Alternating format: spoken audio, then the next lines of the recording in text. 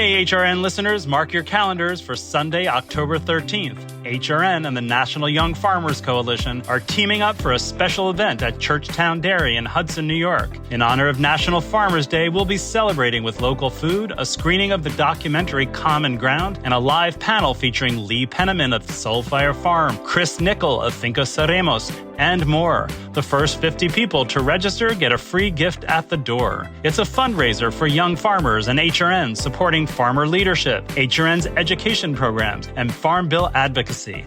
Don't miss out. Head to support.youngfarmers.org/cgfilm to reserve your ticket today.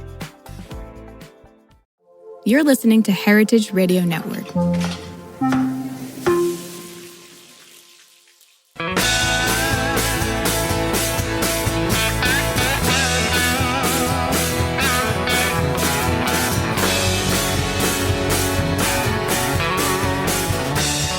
Hey, welcome to Beer Sessions Radio on Heritage Radio. Wow, we're up on a special visit to Visit Ithaca. We're here at Finger Lakes Cider House in Interlaken. I'm Jimmy Carboni, I'm the host. And I'm RJ, I'm the host of Amuse News, and I'm the executive director of Heritage Radio Network. Well, RJ, it's so great to be up here together. Our first trip on the road, and really looking forward to talking to our guests. Yeah, absolutely. So let's go around the room. Why don't you guys introduce yourselves?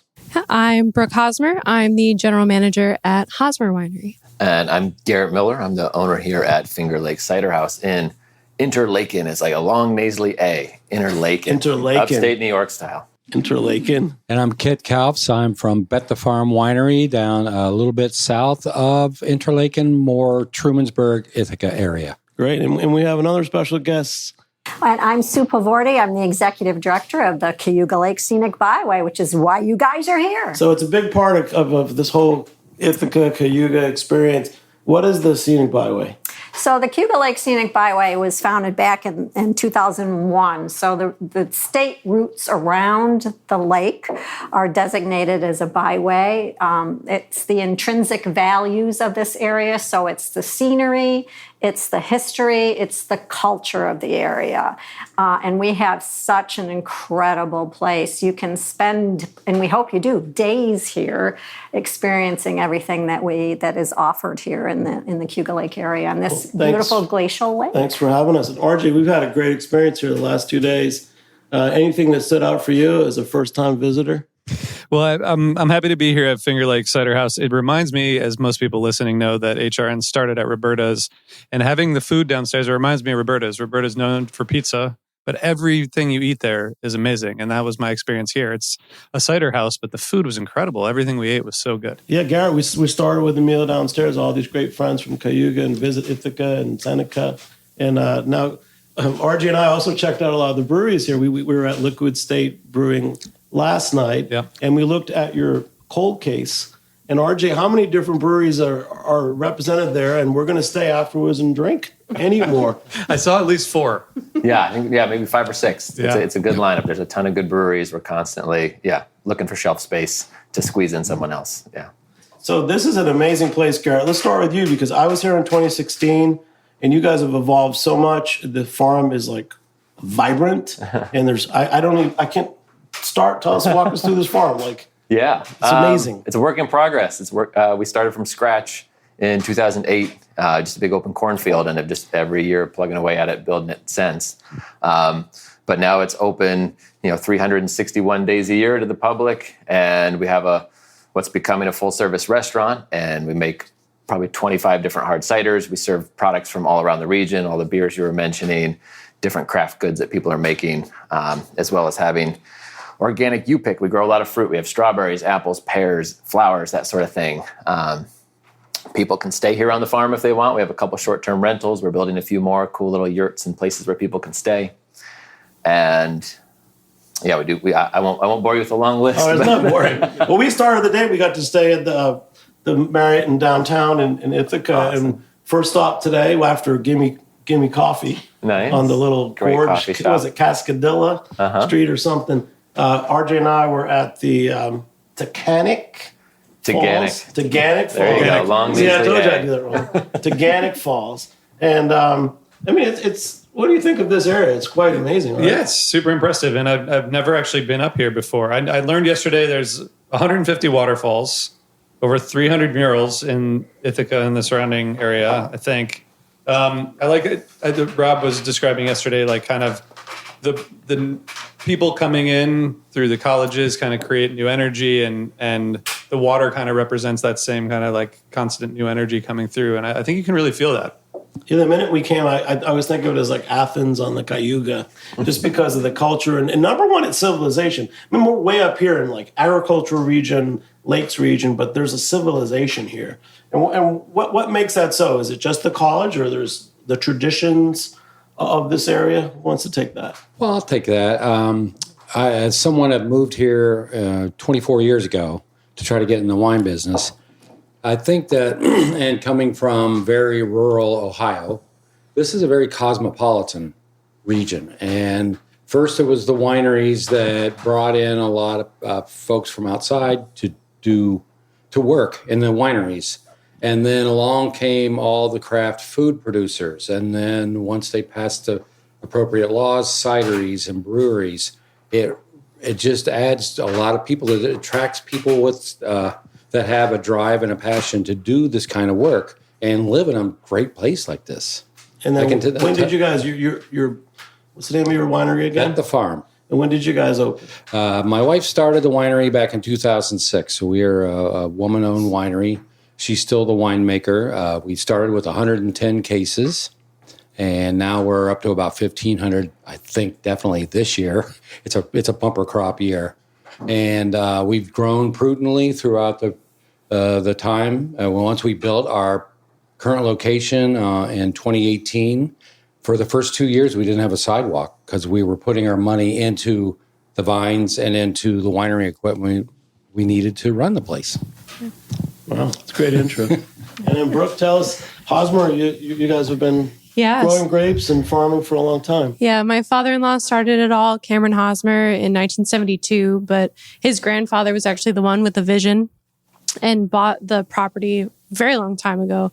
So it's been in the Hosmer family for about 100 years. I myself came from one of the colleges, Ithaca College. That's what made me fall in love with the area and made me stay here. But yeah, we've been growing grapes since 72, so for over 50 years, and have only been a winery, though, since 1985. So we're into our 39th year.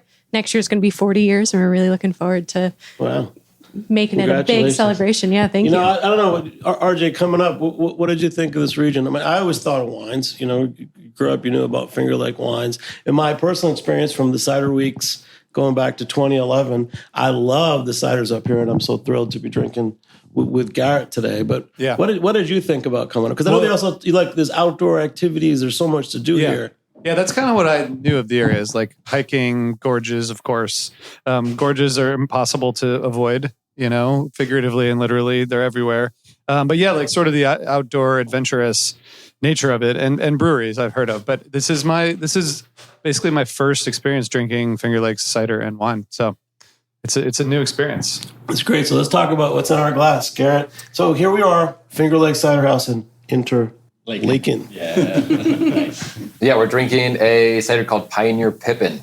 So this is a sparkling cider. It's made like sparkling wine. So it's made in a champagne method or traditional method, but basically bottle fermented to make some beautiful bubbles. But a lot of the ciders in the Finger Lakes are different than cider that you'll find in most parts of the country. I think it's one of the reasons people find Finger Lakes cider so compelling, but they're really varietal focused. So apples that are grown specifically for cider making, and the cider falls into that category. It's really focused on a few crab apple varieties. So tiny little apples that you maybe remember from childhood that are, super acidic or bitter.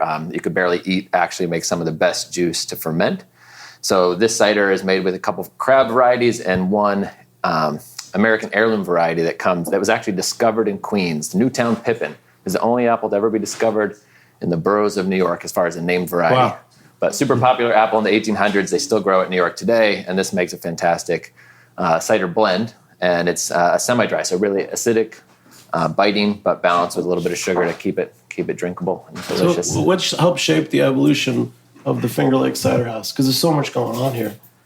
Yeah, I guess the cider house is just shaped by our interest in farming. I think in general, we got into it being, we wanted to make a living off the land, and it's been an evolution since then. It turned out to be a great fruit growing site. We were passionate about growing trees. We ran into a bunch of other crazy cider makers early on in our journey. There's a couple legacy cider makers in the area that have been at it. I mean, the cider industry is younger than the wine industry here, so maybe 25, 30 years ago, there was cider was just getting its beginnings here commercially. And so run into those folks really kicked us off in a good direction and got us planting our first trees. Yeah. Am I the only person who maybe didn't realize what a broad spectrum of cider there is available? Like, do you have people who visit the cider house and say like, wow, I didn't realize you could have almost 15 different kinds of cider. I mean, it's amazing. Yeah. It's a huge, a huge span. It's like a very multicultural beverage all around the world, and everyone's got their own traditions.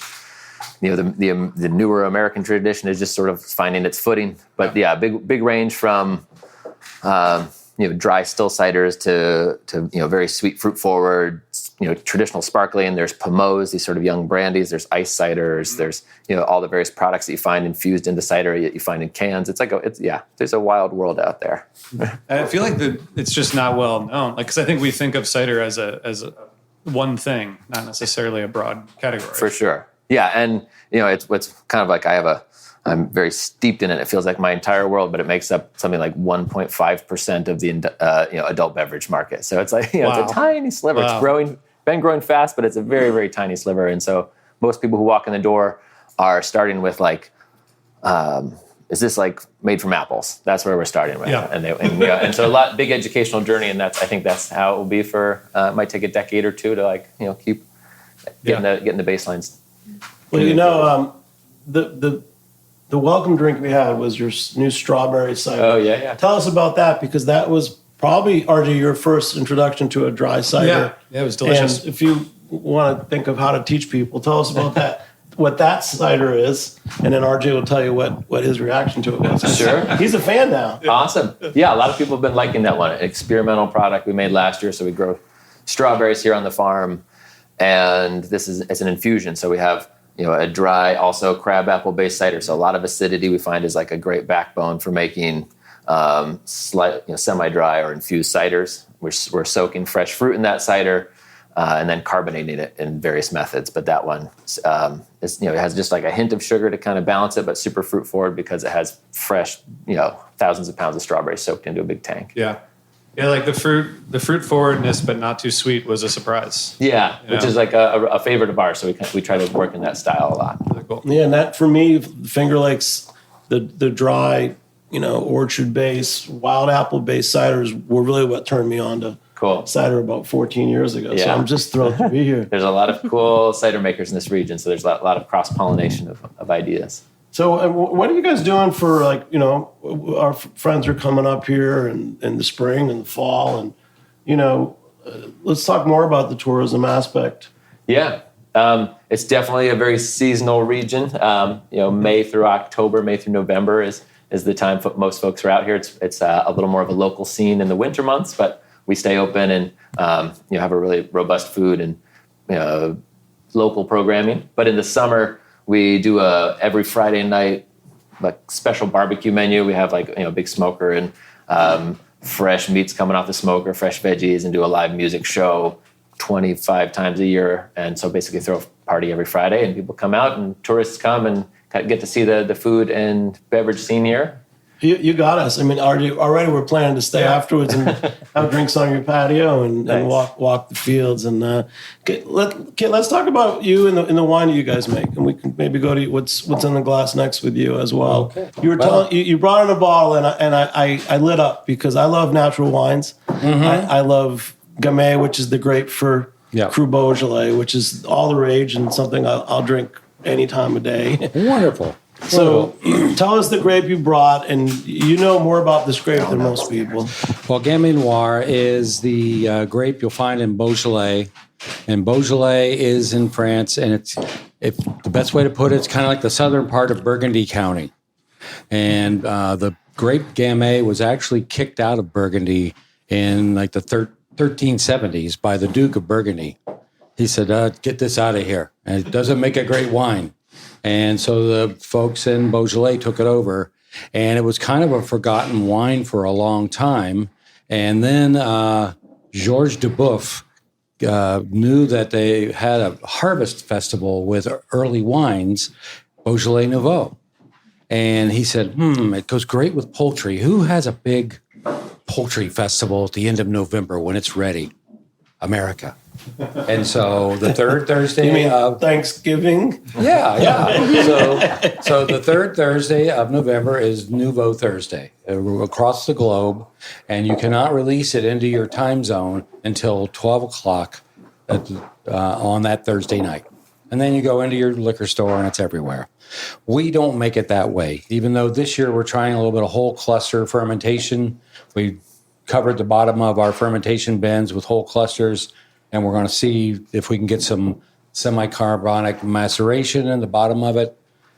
We make it more traditionally in oak barrels, and it's for this vintage year, 22. It's got really nice cherry, raspberry, cranberry flavor. It's got some nice bright fruit, but also there's this overtone of pepper, that black pepper. That this is interesting.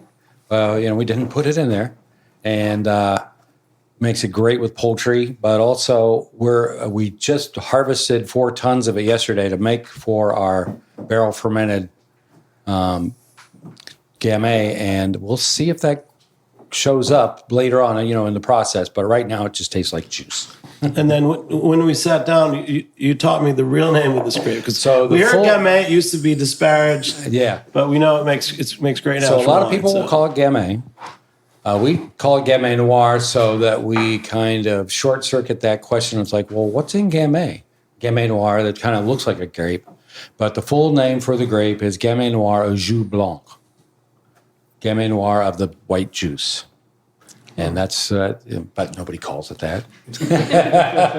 Garrett, for you, you're in this area where there's great ciders and there's great wines.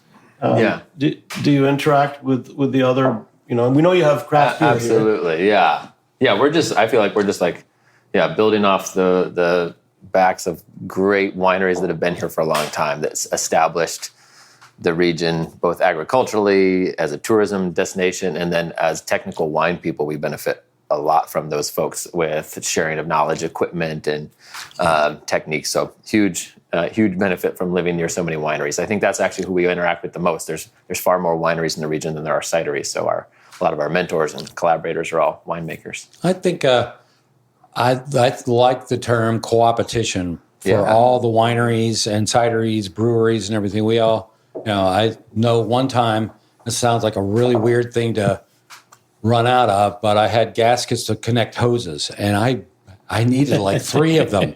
So I called a local winery. I was like, can I borrow some? I need some triclover gaskets. Who said, sure. Yeah. We need names. Sure, yeah. It was Lucas. Nice. So Lucas, and I was like, I just need, I can't believe this. I need 3 gaskets to do the work I need to do. And they said, no problem, and you return it. And if they're not, even a bigger piece of equipment, if the winery or cidery or whatever is not using it and they can let you borrow it, not only will we lend it to somebody knowing it'll come back, but we do the same. And it just helps each other out. Well, I sound like a real city geek because I'm staring out the window here, and there's a real tractor going down the road. What's that tractor going to do, Garrett?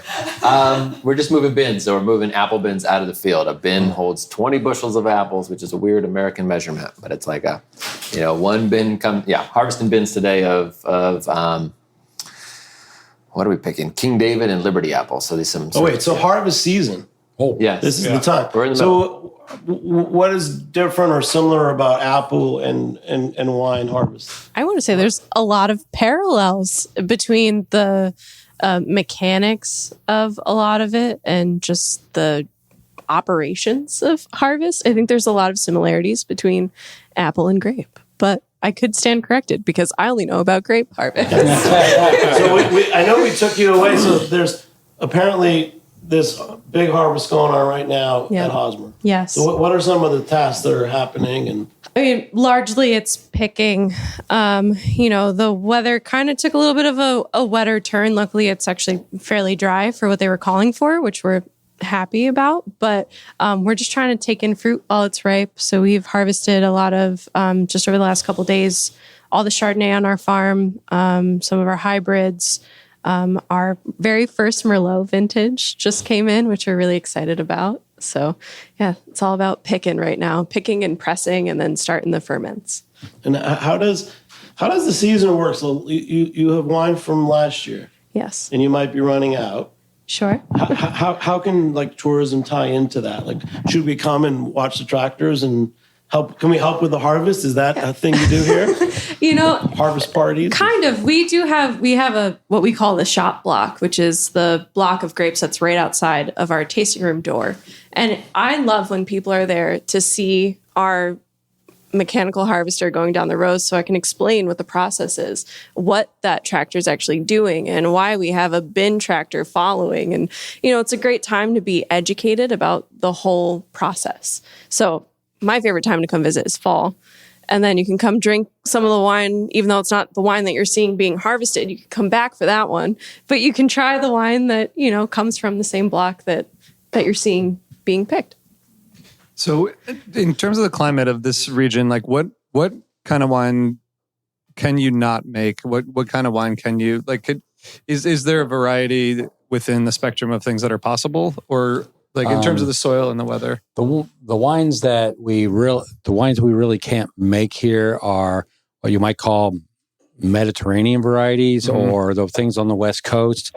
They just need more heat than we have. So the grapes that really grow here are not bred to be cold climate. They are cold climate. So the ones you'd find in Germany, Hungary, Austria, northern France, not that things like the people do try to plant Syrah here and some other grape varieties, and good on you. But it really is, when it boils down to it, we're, even with apples, we're farming, and you want to plant things that grow and give you a consistent crop. You don't want to get like a crop every 2 or 3 years and go, well, this is okay. Yeah. I'm glad. One grape variety that's really problematic in the region is Pinot Noir. Everybody wants to plant it. It's great. But if out of a decade you get 2 or 3 good harvests, you're not really farming it. It's like you're chasing after a market rather than growing something that grows. Yeah. There might be some warmer climate grape or apple varieties that are like, you can have a couple of them to see how it grows, but you're not planting your orchard on it. Yeah. Apple growing definitely has some advantages in the region that makes it a little easier than what I hear from a lot of our vineyard grape growing counterparts. Particularly at harvest time, apples, it doesn't matter if it rains. Yeah. Apples are thick-skinned, and there's one apple per clump. You're not growing a cluster of apples. So that's like a huge problem with grapes, is that if it rains and your grapes are getting wet, there's a big potential for decay and rot, and you have time is of the essence. With apples, they pretty firm. They store for a long time. So we have when we pick apples, we have weeks to sometimes even like a month before we have to deal with that fruit. So whereas grapes, it's like all hands on deck. We're dealing with it tonight. You're working as long as it takes.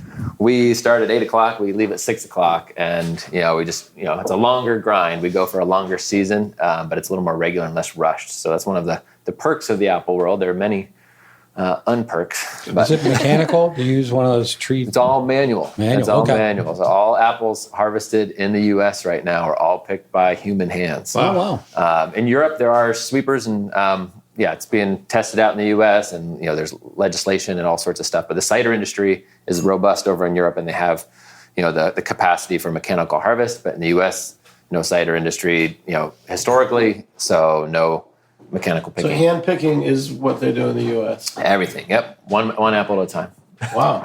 Each apple handpicked just for me. Yes. I love that. And we're all handpicked. You're handpicked. Yeah, because the closest harvester is at Hosmer, and it would take an hour for Tim to drive the harvester down, less than an hour for him to pick the acre, and an hour to drive back, and it's not economically feasible for either of us.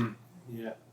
And so, Garrett, do you have 30-ish maybe ciders on the menu downstairs, maybe 20. Yeah, somewhere between there. And I'm a little bit more familiar with wine production. I know it takes a lot of time and also a lot of process. Can you make those 20 or so varieties like fairly economically? Because it seems like based on there's not a huge production facility, right? Like, can you make it in smaller batches? How does it work compared to wine? It's really similar. Once you press the juice, because it's very different to press those two things, like a soft clustered grape to a hard apple. Yeah. They're very different pressing, but once you make it, you're dealing with two really similar juices. There's slight chemical differences, but you have a grape juice and apple juice, and that's your starting parameter. So people often associate cider with beer making or brewing, but it's not a brewing process. So it's very different from beer making, but it's very similar to making grape wine. According to the Tax and Trade Bureau, we make apple wine and everyone else makes grape wine. So we're winemakers technically. We hold a winery license, but it's really similar except for that everyone expects all cider to be sparkling all the time. So all of our beverages have to become sparkling because customers are just less interested in non-sparkling cider. So we specialize in making sparkling apple wine. If you want to get into my tax filings, well, we should say that it's great that there is a demand for that, and that's a popular style. Totally. So cheers to you. But I did have some non-sparkling cider that was awesome.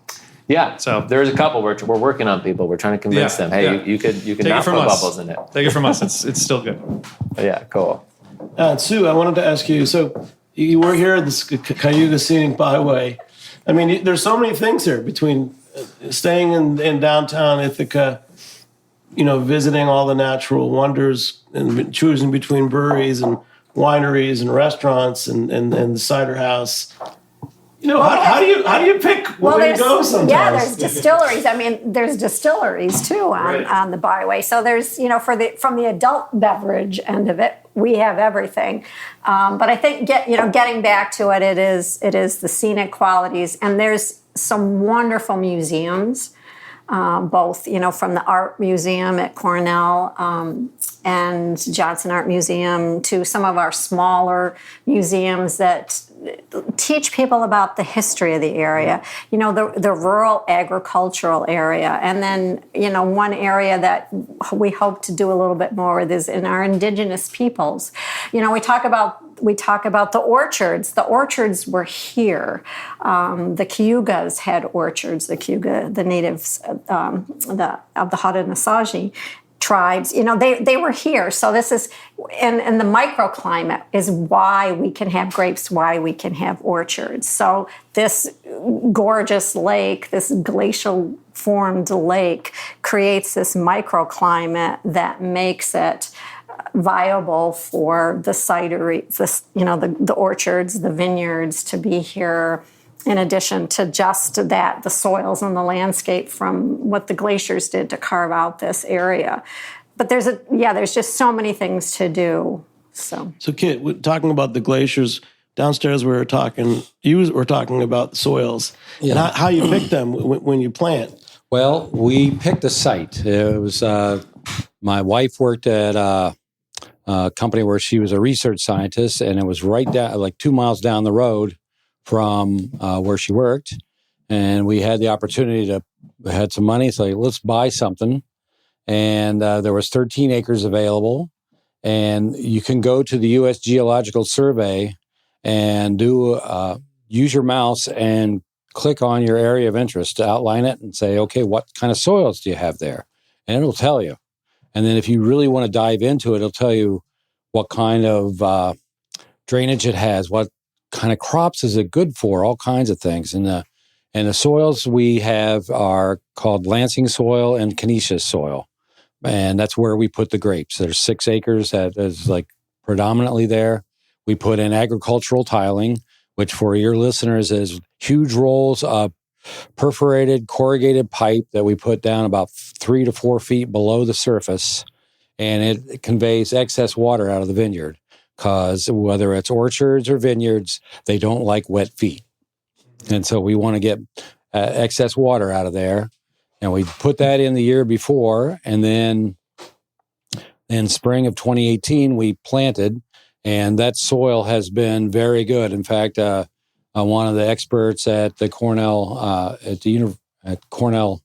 University said, well, that's going to be a really vigorous site. I don't know if I want to plant there. And I was like, I'd rather worry about too much vigor than not enough vigor, and nothing's planted. I started farming when I was 60, so I don't really want. And we were joking that this lake makes you get younger. Yeah, I hope it does. Yeah.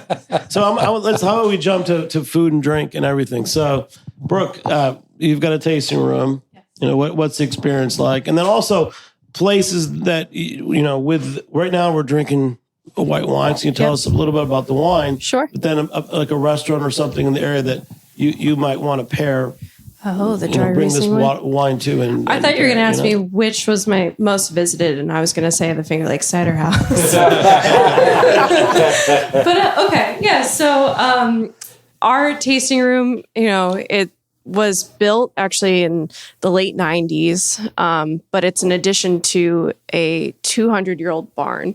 So the barn itself that's in the back is from the 1820s, and it's honestly, I think it's the coolest thing ever. The upstairs room is just the hayloft where they used to store all the hay for the cattle that lived downstairs. But we just keep things pretty simple and easy, whether you're looking for dry, semi-sweet, or sweet wines. You can get it all. You can also get wine slushies, wine by the glass, or wine by the bottle.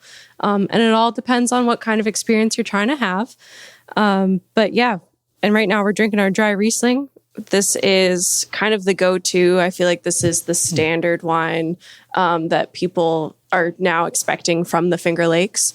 But this is just done in our house style. And really all that means is the yeast that we use and the grapes that we use are all estate grown. The yeast is DB10, which we like to joke is Ovid. When you rate it on the tanks, it looks like it spells out Ovid, and that's where Hosmer Winery is. I'm going to tell Nancy that. Yeah. Right? That's the town of Ovid? Yeah, so the town of Ovid is where Hosmer Winery is. And so, yeah, we use our DB10 yeast, and that's what's in our house dry Riesling. And I love the dry Riesling, whether it's for sipping on, but mostly like your chicken dinners, like chicken salads. So where do you get this chicken dinner? Where do I get that chicken dinner? Restaurants. We went to Criolla. We had a steak tasting last night. We did. But what about chicken? Chicken. My favorite chicken. I like Johnny's Kitchen in Lodi. Yeah. Yeah. Why? It's one of those things you can't put into words. You just got to go. But it's comfort style. Like down home, delicious food. Okay, you like that? Oh, I do. And it's a couple of expat New Yorkers. Yeah. They came up. I think they come for like the summer or something. Mm-hmm. But it was an old Tasty Freeze ice cream place, and they took it over. And there's that many seats inside. I mean, it's just maybe 10 seats or so, but it is very delicious. Yeah. Garrett, what about you? When you're not here, where would you go to drink cider? Oh, I was going to answer the chicken question. Totally fine. We raise organic chickens on the farm too. Yeah. We're a little crazy, but we every Friday night there's like 20 to 30 chickens available on the barbecue menu. The guy who raises the chickens also is our smoking master, and so he makes this jerk half chicken. So you get this like big 2.5 pounds of meat kind of thing, smoked and covered in this like delicious green jerk sauce that's spicy, a little bit sweet. One of the items that sells out quick, but usually on a Friday night I'll grab one of those and head to my house. I'm a barbecue guy, and the things we talk about are ribs and briskets. When I go out to a barbecue restaurant, I want chicken. Oh yeah, yeah, always. It's my go-to usually Friday night when I'm like, I haven't cooked dinner and for the family, got to bring home a fresh jerk chicken. I'm a hero. Wow. It's good. So are you ready to come up with your family? Yeah, I got to bring my family back. I mean, everything we've done so far is family appropriate. I mean, not the beers that we had at Liquid State, but they had games there that my kids would have played pinball while we were drinking those some beers. good arcade consoles there for sure. It seems like a really family-friendly area, and obviously with the hikes and just seeing all the natural beauty, like it's a real destination. What did you think of that Taganic? Yeah, it's pretty close. Taganic Falls. What did you think of it? Don't panic. It's Taganic.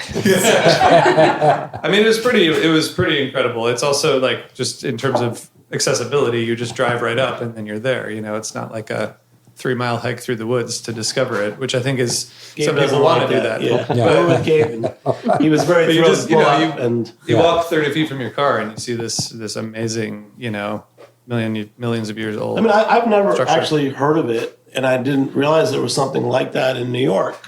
I mean, it looks like something in Africa, a remote part of, like exactly as a remote part, 20-mile hike to find these falls with crocodiles and hippopotamus. So that probably happened about 200 years ago. Oh, wow, look at that.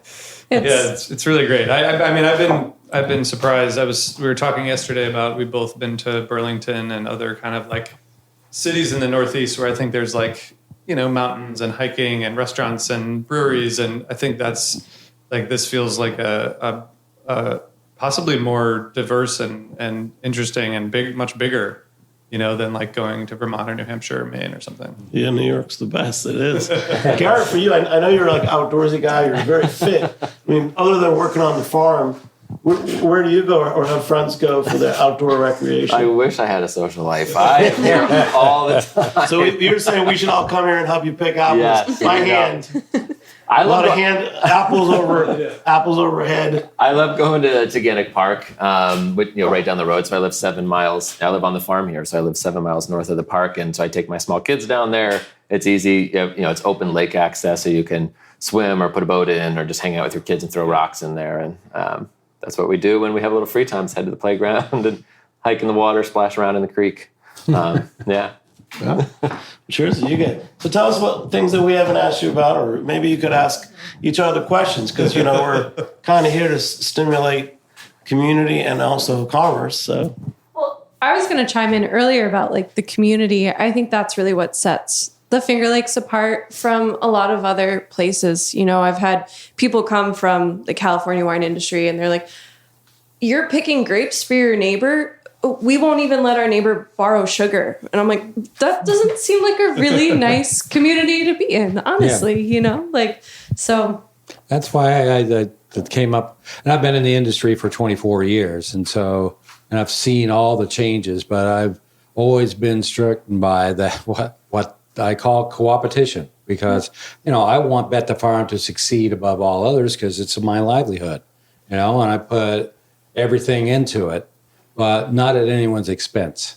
We don't make sweet wines at our place, but I know the places that do, and I can send them to Hosmer. I can send them to 2 or 3 other places that will look for that. But also I will have them taste some of our more fruit-forward wines, and they might be shocked. I mean, one of the things that, and you might have seen the same thing, Brooke, is we're pretty much an ABC country. Like, anything but Chardonnay. And not alcohol beverage control. no.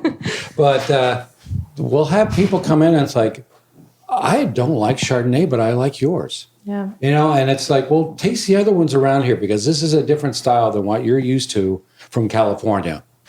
And we have to be always mindful that California accounts for 93% of wine production in the United States by volume. I mean, there's tanks that are bigger than this building out there. Yep. So how is your Chardonnay different from? We think of a typical California. It might be oak, buttery. How is yours even different? if you oak your Chardonnay up here, you have to be very careful because it will overwhelm the fruit. Mm-hmm. We have a much more delicate fruit profile. Our Chardonnay that we have currently, we sourced in Long Island. We did it all stainless steel, and we didn't put it through the second fermentation, the malolactic fermentation, so it retains the malic acidity at the finish. And so you get this nice crispness, but a nice full palate. We've made them with oak in the past, but not so much. It should be more like a seasoning rather than, wow, you got a 2x4 in here. Yeah. And then you're kind of neat. I mean, you came to this later in life, even though you're getting younger every day. But and where did you learn from? I learned from my wife, and she learned she wanted to open a wine and food shop in the village of Aurora on the other side of the lake. And to have that in New York State, to have wine and food in the same location, you have to make a craft beverage. So through some contacts, I introduced her to Lou Damiani and Phil Davis at Damiani Wild Cellars. And she went in one day and says, well, I'm not really here to taste wine. I'd like to see if you'll teach me how to make wine. And they said, okay. And so she learned at their feet. And we had an alternating proprietorship, and we had our own tanks and barrels, and we made our own stuff. And we've grown since that time of 110 cases to about 1,500. Not bad for a couple farts. And Garrett, what brought you here in the first place? I grew up in the region, in the Finger Lakes region, maybe like an hour from here, and got started here pretty early in life. I moved away for a number of years and wanted to start a farm really early. So I was 22 years old. And I was looking around for a place to set up shop, and it was an affordable place to be. The Finger Lakes was both home and it was good land that was close-ish to markets, and the cost of land still was and still is, pretty accessible for, relative to the rest of the U.S. So I was able to get started in a super scrappy way, and still scraping it together 15, 17 years later. And, basically it was home and beautiful region. And let's talk about lodging, because we got to stay in the downtown Marriott in Ithaca, which was wonderful. But now I'm looking out this window at the working farm. Is this also available for rent, this room we're in? Yeah, both this room, there's a little creekside yurt that has been around for the last 10 years that now it's booked out most of the summer. We're building a second one. If you take a little hike down the creek, there's another beautiful yurt with a giant hobbit door thing on the front that will be ready next year. And I've loved building cabins, so we'll see where that goes. But do you have compost toilets? No, they're rustic, but with fancy hotel amenities. You got full kitchen, walk-in shower. The compost toilet's the next big thing. I used to have a compost toilet, but we've upgraded since. Indoor plumbing everywhere. What's the experience like at the farm winery for the customer? Well, it's kind of in between Hosmer. No compost toilets, no yurts. No, actually we do have a bathroom. But so we started this with not the greatest amount of money. So we had been making wine for 12 years, and we designed the building so that we could use the whole building when we were in production. So the experience for a tasting room is that we specialize in wine and food pairing, and it's usually small bites of food, something that we sell paired with our wine, so that we can let people have the feeling that they can do this at home. And it's not, and it's not so much that your mother would yell at you that you're ruining your dinner, but it's enough for you to get the sense of like, wow, this is how things go together. We have a very one-on-one engaging tasting. Even during COVID, we didn't veer away from that. And we sell a lot of wine and foods, and we have charcuterie, and we have a really nice view. But it's kind of like we don't have a full-on kitchen. We don't, but we have the amenities that people want. Other things around here, we're talking about going to the Trumansburg Farmers Market. Yep. And I think there's more alcohol there too, right?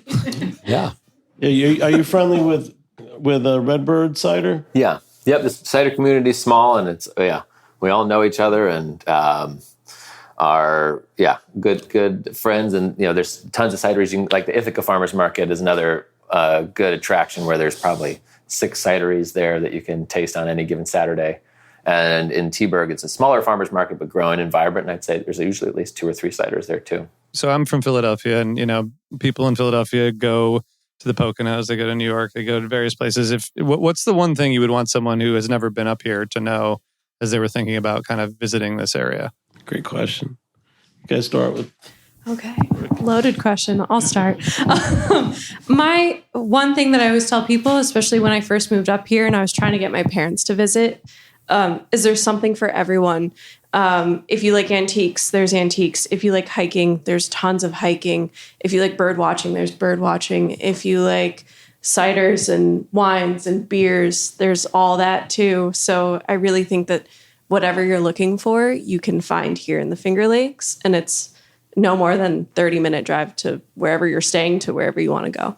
And what's one of your favorite things that his friends from Philadelphia should check out besides your winery? I feel like we've covered a lot of them. Taganic Falls is always my must go. The Ithaca Farmers Market is always really fun and just bustling and a great way to know the area in a very short time. We've kind of covered them. Like I could go to the farmers market and then maybe go to their farms and meet them too afterwards. Yeah, absolutely. Wow. Yeah. What about for you, Garrett? I'll plug my friends. You should go to the Honeybee Embassy. Yes. It's like a little shop in Trumansburg out in the middle of nowhere, but it's a building that's kind of like built looking like a little honeycomb, and you go in, it's just like a all honey experience by two crazy That was on farmers. our Visit Ithaca list, right, RJ? It's on our list. Yeah, so there's little shops all around like that. I think I'd like people to know that it's a really robust agricultural region, so you can get really cool culinary experiences. Hazelnut Kitchen pops to mind. I'm not going to plug our own business that's super locally focused, but Hazelnut Kitchen does a great job. And Teaburg is one of my favorite places to go for dinner. But they're really working with local farms to create What's your culinary. favorite dish at Hazelnut Kitchen? I'm getting hungry. Yeah. It's only I'm 3 o'clock. Well, yeah. They do some amazing stuff. I'm a pretty cheese simple eater. plate. I always want someone else to cook a really nice burger for me when I go out. So I'm usually keep it simple and get the burger. But they do some amazing steaks, and they do a ton of seafood now. It's changed hands recently, so a lot more seafood focused. But beautiful wine pairings, cider. It's a cool shop.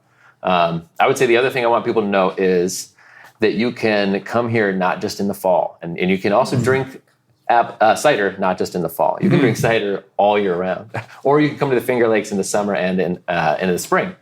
Most people really think about it right now in October or September, but it's incredibly robust and vibrant in the summer and in all times of the year, really. We were talking, or I was trying to get you guys to talk about Harvest Fest. Yeah. But for cider, so what the apples that you harvest now and press in the fall, when are you going to release those bottles? It's like 6 to 18 months usually is the trajectory. So the earliest stuff comes out the following spring, and then stuff that takes a little more time, or bottle fermented stuff might take another year or something. But usually, 6, 12, 18 months is the range. Do you celebrate the new crop of ciders? Or are you able even to say vintage with cider? You can't. You cannot. So it's cider is like the ugly stepchild right now. That's really strange.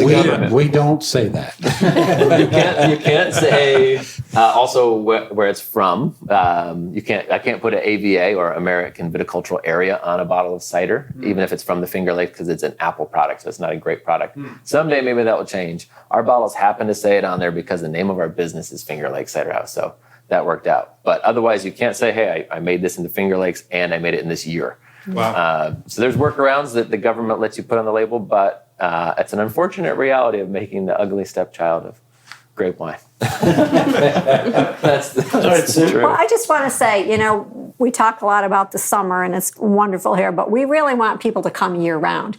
And why I say that, because, it is really busy here in the summertime because of the beauty, the resources, the natural resources. But come in the off season, because these guys, Brooke and Garrett and Kit, can spend more time with you.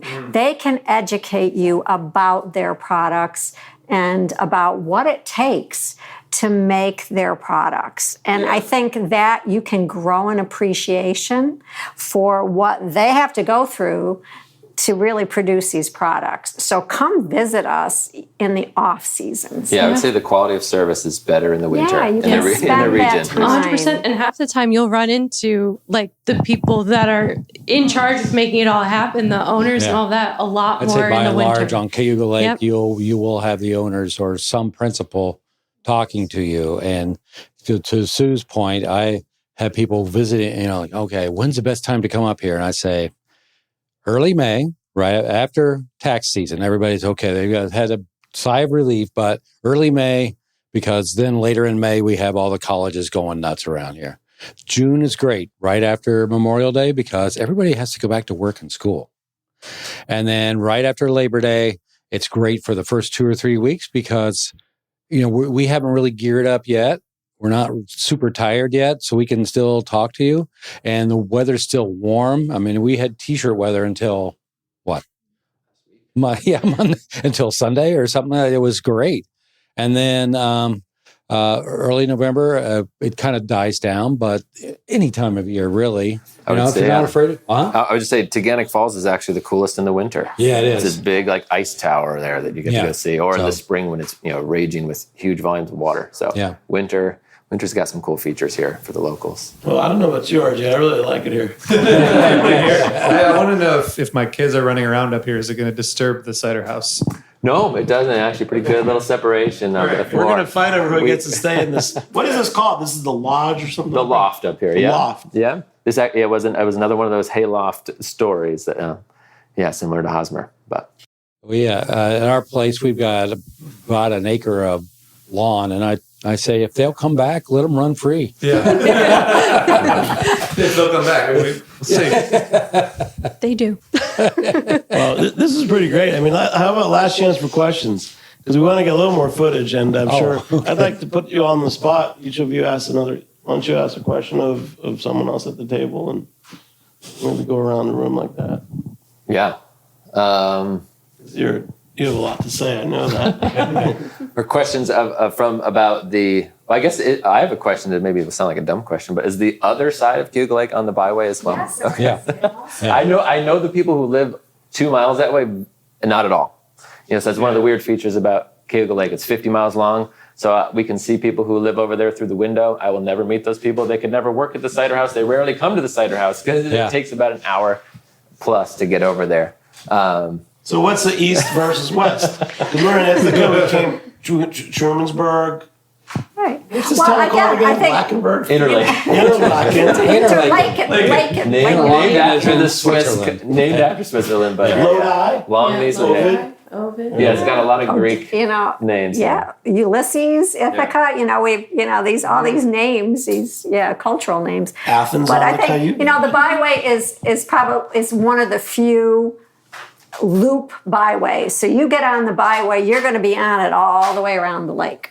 Okay, so and yes, west, east. There's a lot of stuff going on the west side, and more things are happening on the east side as well. We definitely have wineries over there. There's a brewery over there.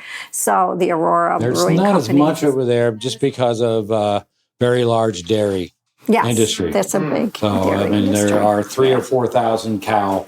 And I would say on the Barns. west side of Cayuga, we're connected to the east side of Seneca very directly, and that's a really robust wine trail there. So it's just like this, people are zigzagging back and forth between a long 50-mile stretch where there's probably literally 100 destinations there. So people spend multiple vacations coming between these two lakes in order to bounce back and forth. Yeah. But I think, we try to, because there's a lot of adult beverage, but for the byway, we try to focus on the fact that it is family friendly. We have we publish a Kids Cayuga Lake puzzle book. We point out 12 different locations. So it's a museum, it's a Finger Lakes Land Trust Preserve, it's the parks, it's the kids' children's garden down in Ithaca. So there's lots of things to do.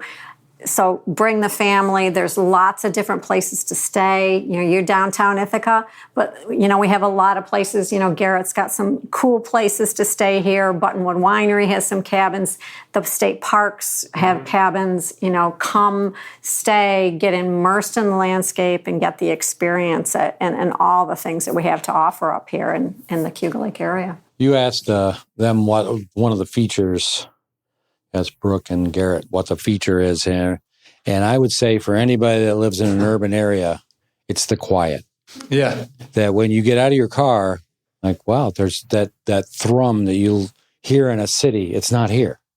Now you might hear a tractor go by, but that's a different thing. But it's that just nice quiet that you don't get at home. Yeah. And one of our mottos is we're quiet by design at the farm. We're done. We don't have music and stuff like that. We just have a place for you to sit and just watch the view, And I think a lot of people appreciate that. I certainly do. I noticed how quiet it was. Mostly because my kids weren't here, but it was very quiet. The whole drive up, but especially when you come into the area, it's so scenic and lovely. Yeah, I tell people to embrace the clouds. It is a cloudy region. It's like the second cloudiest region in the U.S. Is it really? Yeah, it's a lot of cloud cover, particularly starting in this season, going through the winter. In the summer, we have a lot more sun, but it's definitely like this right outside. You'll go long stretches. Yeah, this is winter. Normal. And I'm into it. I'm a person who likes that feel of the feel of Seattle, the feel of Ireland, or the feel of like coastal areas where you get a lot of cloud cover. This is Ireland. I like Yeah, you get a lot of greenery, a lot of lush growth, and it's still pretty temperate here relative to other places in the Northeast as far as like the winters go, but tons of cloud cover. So yeah, it can be a feature. Yeah. Brooke, did you have a question for anyone else? Yeah, I'd love to hear from Kit and Garrett. It's really hard to separate sometimes life from business, and we all need to have an outlet. Mine is knitting. And I was curious what yours are. Why don't you go first? I like to get up real early and lift heavy things and get out of breath. Nice. Get all psyched up for the day. Nice.